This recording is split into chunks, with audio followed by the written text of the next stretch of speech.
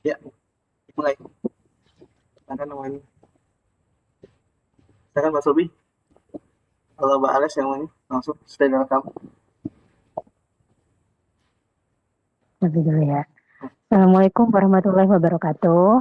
Waalaikumsalam warahmatullahi wabarakatuh.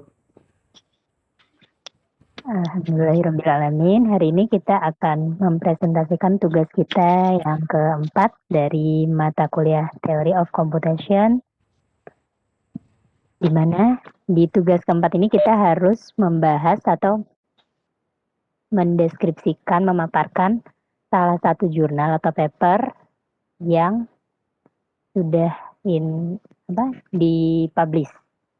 Untuk tugas ini, kami memilih judul dengan Cloud Computing Research Issue and Implication, di mana penulisnya itu ada 3, M. Rajendra Prasad, R. Laksman Naik, dan V. Bapuji. Diterbitkan pada tahun 2013, April 2013, oleh International Journal of Closed Computing and Service Science, IJCLUS. Untuk kelompok kami ini ada 3. Yang pertama, Bapak Ade Sulfahmi, di mana sekarang ini sebagai host juga. Kedua adalah Mbak Alestika, hai. Dan ketiga saya sendiri, Sofiatul Muminah. Lanjut, Mbak Ade.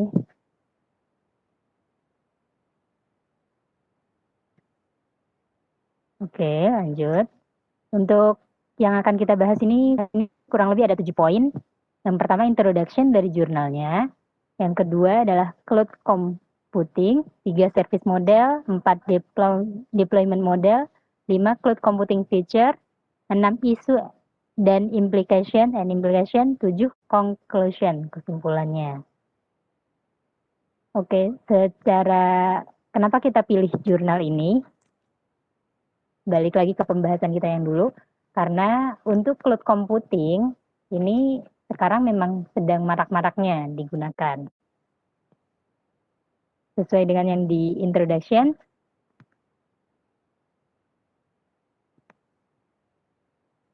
sebenarnya cloud computing ini bukan hal yang baru, tapi dia adalah proses dari perkembangan teknologi-teknologi sebelumnya, di mana sebelumnya manusia hanya berpapasan sama PC saja, kemudian baru diupload ke server yang lebih besar, kemudian bertambah manusia membangun web server sendiri, dan lama-lama ke internet, tapi di belakang internet juga ada web server lagi, dan sekarang sudah nyaris semuanya adalah cloud computing. Nah, itu akan lebih mudah. Dimana keuntungan dari cloud computing ini adalah biaya hemat, karena kita nggak perlu beli server-server perangkat hardware-nya sendiri, tinggal beli yang cloud tapi sesuai dengan kebutuhan kita. Jadi biayanya juga sesuai dengan kemampuan. Ketersediaan tinggi, itu kapasitasnya. Stabilitas yang mudah, stabilitas itu penggunaannya juga mudah, bisa digunakan kapan saja dari PC ataupun laptop ataupun apapun itu. Yang penting terkoneksi internet. Tapi tetap di balik keuntungan selalu ada masalah. Masalahnya yang pertama adalah itu keamanan. Yang namanya publik itu pasti keamanan itu bisa diakses beberapa orang. Sehingga nanti mungkin untuk pencegahannya memang harus ada user hak, level-level user. Yang ini bisa mengakses semua, yang ini bisa ngedit gitu. Oke, next.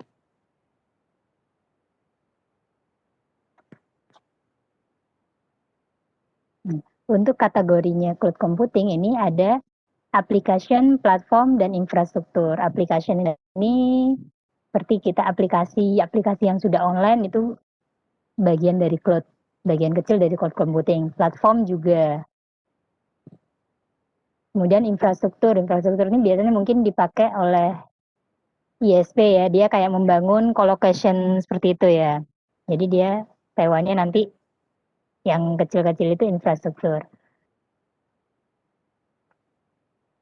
Cloud computing ini bisa digunakan kembali untuk pada aspek-aspek satu itu pengendalian beban kerja. Terus 2. Pengguna GUI untuk operasi di back-end dan front-end. Itu kayak bisa dikembangkan lagi. 3. Mudah dan cepat dikembangkan dan ditingkatkan pada perangkat fisik atau virtual. 4. Mendukung redundant self-healing dan pengguna API yang optimal. Kemudian yang terakhir, real-time monitoring penggunaan sumber daya. Kita bisa memonitoring penggunaan sumber dayanya. Jadi, umpama kapasitasnya udah berapa yang kita gunakan, itu kita bisa monitoringnya langsung. Oke, next. Next akan dijelaskan oleh Mbak Ales, silakan.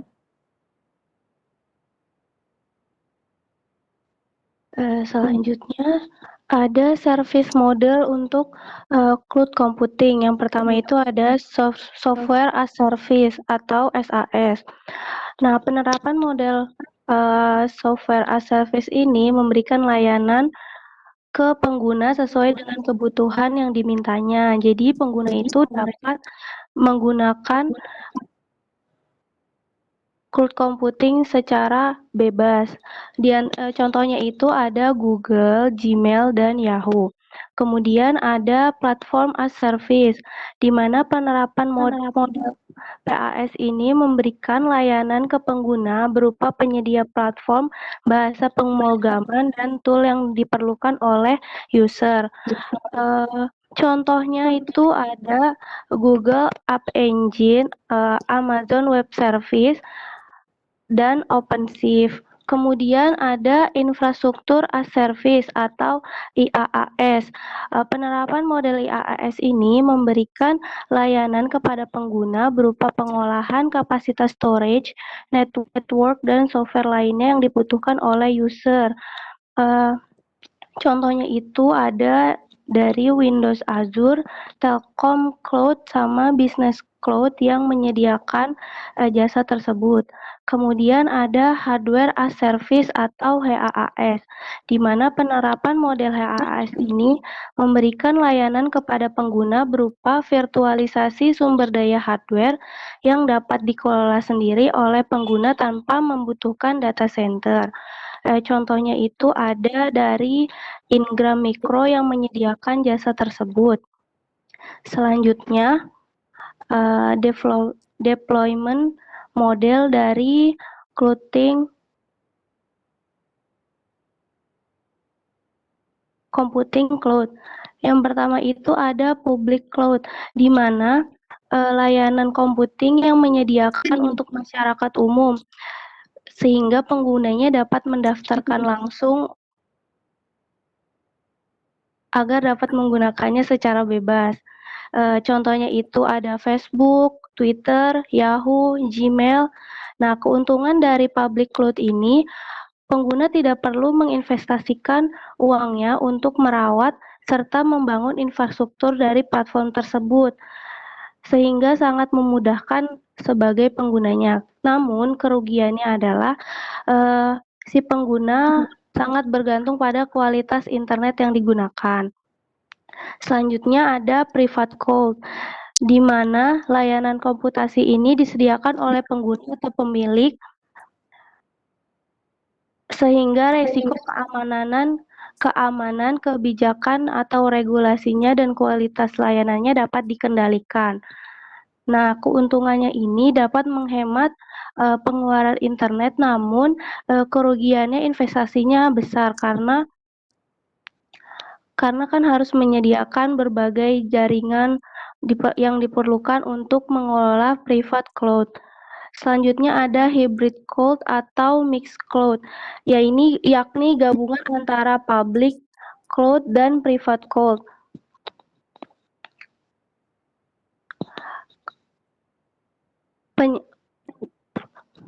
Layanan komputasi ini menggabungkan pola publik dan privat, membagi area tanggung jawab kepada penyedia untuk melakukan scale up pada waktu berbanding tertinggi, sehingga resikonya itu dapat dibagi atas akses public cloud dan private cloud. Yang terakhir ada community cloud atau group cloud, di mana layanan komputasi ini dikembangkan antara penyedia untuk melakukan skalabilitas ekonomi dan keseimbangan demokrasi, sehingga dapat digunakan oleh berbagai pihak. Nah, kerugiannya ini adalah kita terlalu bergantung satu sama lain sesama pengguna community cloud ini.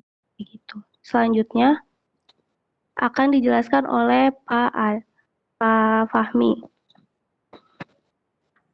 Terima kasih Mbak Alex, Mbak Sofi yang telah memaparkan slide sebelumnya. Saya lanjutkan cloud computing fitur. Jadi di cloud sendiri ada beberapa fitur yang perlu kita lihat dan kita perhatikan. Yang pertama skalibilitas tadi yang disampaikan Mbak Sofi, jadi layanan sesuai dengan permintaan, di mana pemutusawan menyediakan sumber daya dan layanan untuk pengguna sesuai permintaan. Maksudnya adalah kalau mintanya hanya satu sistem, ya akan dibuatkan sebagai satu sistem.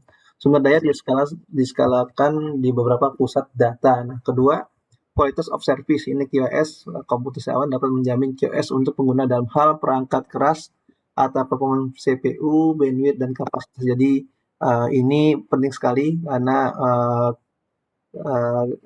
aplikasi yang akan di-deploy pada komponen cloud tentunya akan diakses oleh banyak user. Kemudian user-centric interface antara muka cloud tidak bergantung pada lokasi dan dapat diakses oleh antar muka. Itulah fitur yang daripada cloud. Jadi kita nggak harus terpaku di satu tempat di mana saja ada, dengan catatan kita di perangkat kita ada web browser dan koneksi internet, kita bisa mengakses sistem cloud kita. Yang keempat, autonomous system, yaitu sistem komputasi awan, sistem otonom yang dikelola secara transparan pada pengguna, namun perangkat lunak dan data di dalam awan dapat secara otomatis dikomunikasi ulang dan dikonsolidasi ke platform sederhana bergantung pada kebutuhan pengguna. Jadi ini fitur yang memang mudah untuk pengelolaan untuk data dan kebutuhan interkoneksi atau integrasi dengan sistem lainnya. Kemudian penetapan harga, nah ini sangat terkait dengan komputasi tidak memerlukan investasi di muka, tapi ada belanja yang modal dibutuhkan. Tidak ada belanja modal yang dibutuhkan, maaf. Pengguna dapat membayar dan menggunakan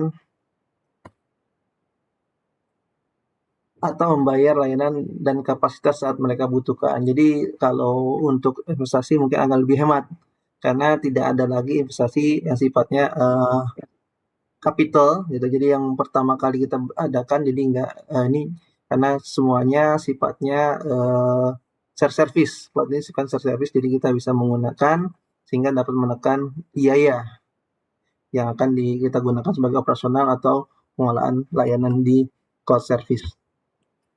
Selanjutnya ada beberapa pertimbangan yang mungkin perlu tadi disampaikan di awal, ada isu dan implikasinya dalam pengolahan cloud computing. Pertama, security. Ya, benar sekali, security adalah karena memang secara penempatan karakteristik dari cloud adalah di share services dengan pengguna lainnya, sehingga memang menjadi kekhawatiran aspek security menjadi aspek utama untuk memperhatikan atau implikasi daripada penggunaan cloud computing. Kemudian reliability yang memang jadi isu, di mana nanti ada ketersediaan layanan. Kemudian privasi ini bagian yang paling penting juga, di mana nantinya karena share service maka data satu dengan yang lainnya akan tercampur di dalam suatu sistem platform. Jadi ini menjadi kekhawatiran juga terkait dengan kebocoran data. Yang keempat, open standard karena ini menggunakan apapun bisa, jadi sehingga ini bisa menjadikan celah juga untuk keragaman dan potensi yang lainnya.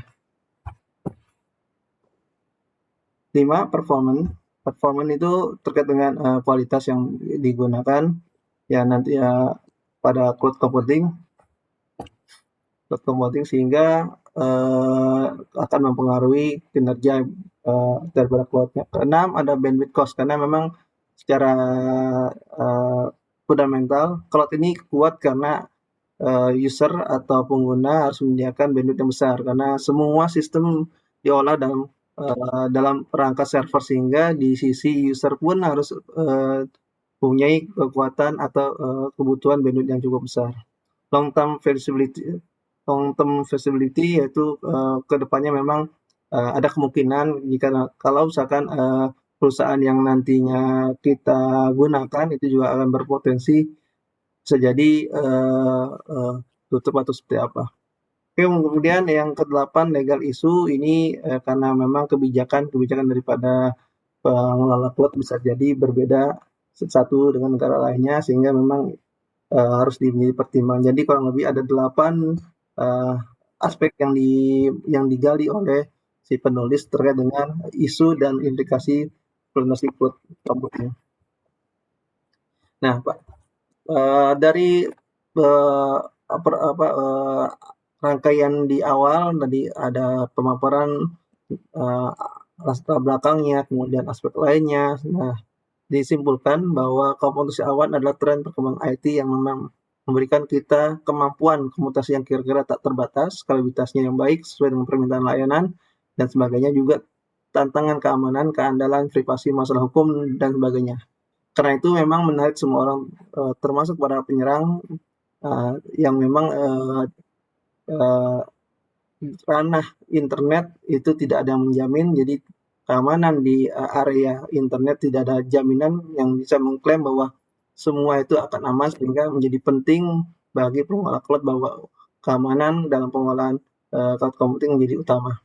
Maka kalau ini diharapkan menjadi hak jalur atau URL menjadi untuk mereka yang bekerja atau melakukan penelitian di komputer sebagai titik pembuka. Jadi semoga ini menjadi makalah ini diharapkan dari penulis dapat dikembangkan dan dipergunakan untuk pertimbangan-pertimbangan lainnya, tentunya terkait dengan pengembangan cloud computing dengan dari 8 aspek yang disampaikan. Demikian mungkin pemaparan dari kelompok kami terkait dengan tugas pemaparan paper yang ditugaskan, yaitu terkait dengan cloud computing, isu dan implication-nya. Demikian kami kembalikan lagi ke Mbak Sophie untuk menutup mungkin menjelaskan pemaparan dari tim kami. Terima kasih. Oke, terima kasih Mbak Les, Pak Ya, Ade, Pak siap. Alhamdulillah tugas presentasi dari jurnalnya atau papernya ini udah selesai. Untuk selanjutnya nanti kita coba upload ya, dan saling-saling dulu kita kumpulin dulu dari jurnal, presentasi sama ya. Kalau emang udah diupload link YouTube-nya juga, baru kita kumpulkan ke Bapak link dosennya ya. Oke, terima kasih supportnya. Ya. Assalamualaikum warahmatullahi wabarakatuh. Waalaikumsalam.